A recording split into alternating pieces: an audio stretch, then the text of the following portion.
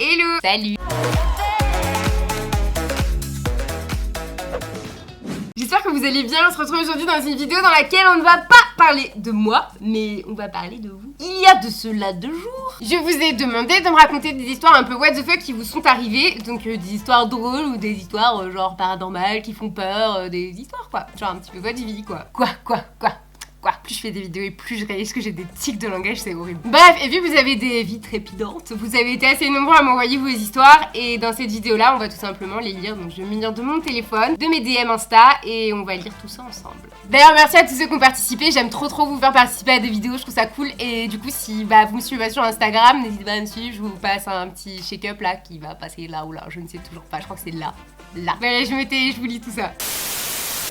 Un jour, à l'endroit où je bosse, nous avions eu la visite de Madame Macron. J'étais déguisée en panda pour l'événement qui avait lieu. Et en arrivant sur le lieu de rendez-vous, le service de sécurité ne voulait pas me laisser passer car il ne savait pas qui était dans le costume. J'ai dû rentrer dans une serre, me dessaper devant le service de sécurité pour bien prouver qui j'étais. Tu racontes ça normal, mais moi ce qui m'intéresse le plus, c'est de comprendre pourquoi tu as dû te déguiser en panda pour un événement dans lequel il y avait Madame Macron. Je sais pas ce qui me choque le plus dans cette histoire. Y'a que moi qui me pose cette question. Un singe m'a giflé.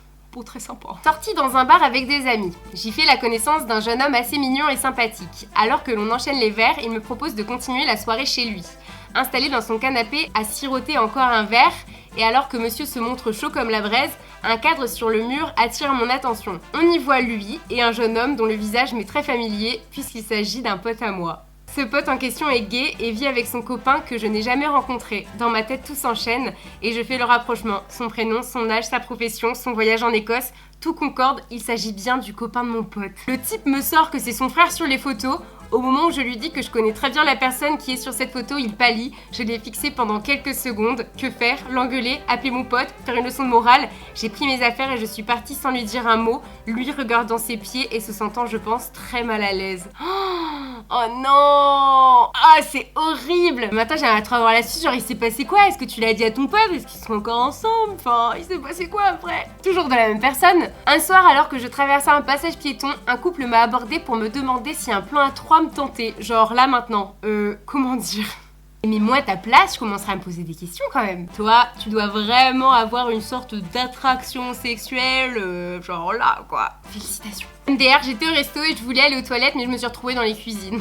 Ça m'est arrivé 1 milliard de fois de me tromper de porte, c'est horrible. T'es là, tu rentres de pied ferme et là, t'as tout le monde en train de couper leurs carottes et leurs navets en mode oups, pardon, je me suis trompée. Mon père a mangé mon caca. Mais il y avait peut-être plus rien dans le frigo. Je me suis déjà fait attaquer par une moule. Histoire vraie.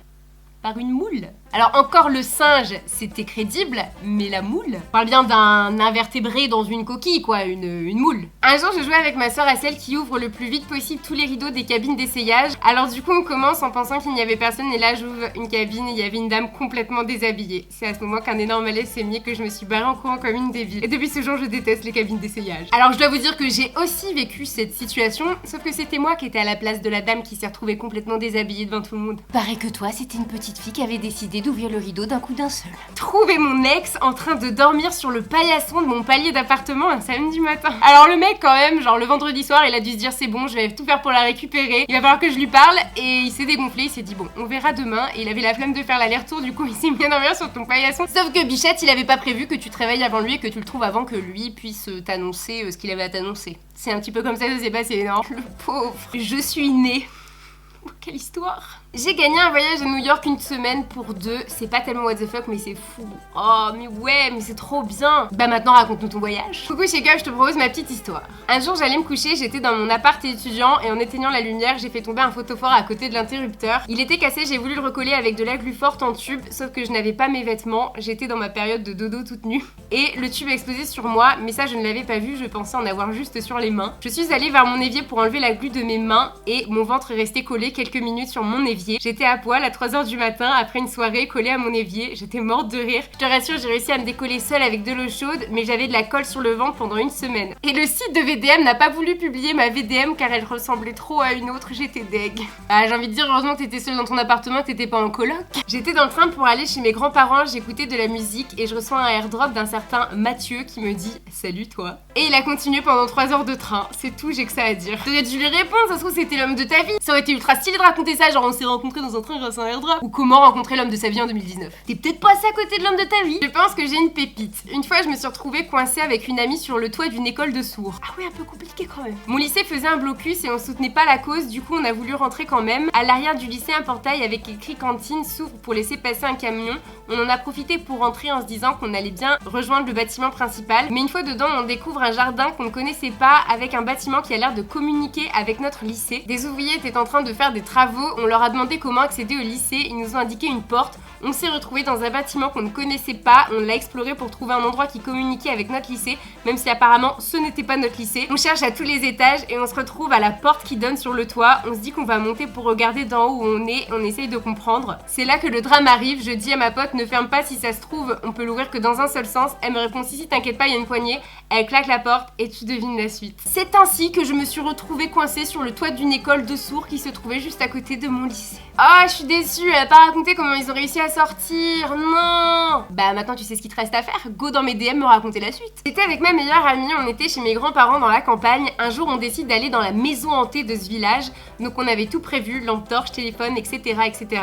On arrive à la maison et on voit comme dans les films d'horreur et les séries qu'on regarde, la lumière qui s'allume, s'éteint, s'allume, s'éteint. Et d'un coup elle reste allumée et on entend un souffle, on décide de se cacher dans la pièce d'à côté. Ma pote prend la lampe torche, l'éteint et la prend comme une arme, elle s'avance vers la mystérieuse pièce et crie: faites attention, on a une arme! Des gens sortent de la pièce, ils étaient très bien habillés, ils étaient environ 5 et c'est à ce moment-là qu'ils nous disent: excusez-nous, que faites-vous là? Nous sommes ici pour la démolition de cette maison, on va vous demander de sortir tout de suite. À ce moment-là, on est devenus toutes rouges, on s'en alla en s'excusant pour rentrer chez mes grands-parents. Ah, les deux tarés quoi. Ouais, c'est un beau fail celle-là, ouais. Gros fail. L'histoire la plus what the fuck qui m'est arrivée, j'ai chanté Je t'aime de Lara Fabian pour essayer de plaire à une fille, mais au final je me suis pris un râteau et elle m'a rejeté.